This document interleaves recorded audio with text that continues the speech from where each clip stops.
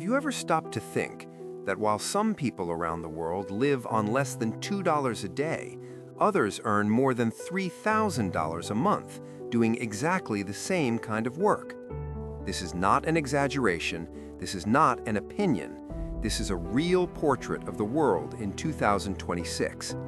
Today, you're going to discover the survival map, a map that shows where the minimum wage allows people to live and where it only allows them to keep existing. And maybe, by the end of this audio, you'll never look at numbers the same way again. When we hear the expression minimum wage, it sounds simple. The lowest amount a worker can be paid. But in practice, that number decides much bigger things. It decides who can pay rent, who can buy food at the end of the month, who can sleep peacefully, and who goes to bed worried. In 2026, the minimum wage stopped being just an economic figure. It became a mirror of global inequality.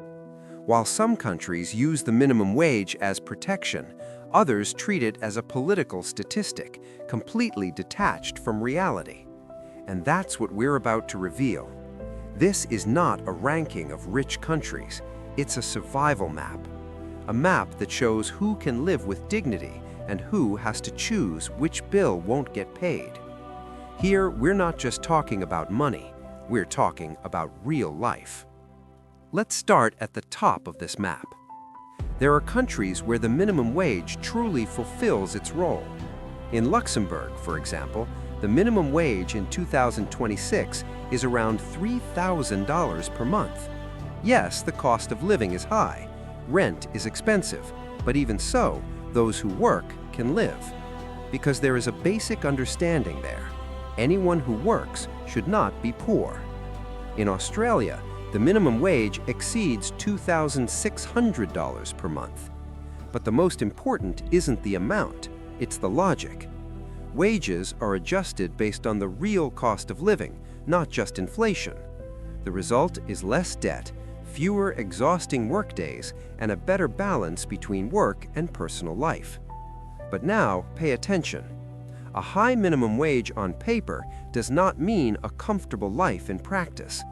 In the United Kingdom, for example, the minimum wage is high, but in cities like London, rent consumes more than half of a person's income.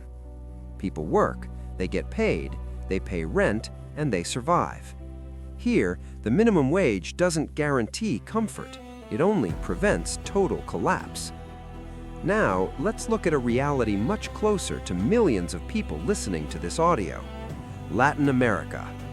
In Brazil, in 2026, the minimum wage is around 1,600 reais, roughly $300. Now think with me. Rent, food, transportation, electricity, internet. The minimum wage doesn't cover everything, and that's why surviving has become an art. Side jobs, overtime, debt, help from family. Here, the minimum wage doesn't sustain a life, it only prevents absolute despair. In Argentina, the situation is even more delicate. Even with frequent adjustments, inflation erodes wages within weeks. The money arrives, but it doesn't last. Planning for the future becomes impossible. Survival becomes a daily struggle. Now we reach the hardest part of the map. There are countries where the minimum wage can't even really be called a wage. In Nigeria, for example, the monthly amount is under $50. This is not income. This is a resistance. In these regions, informal work dominates.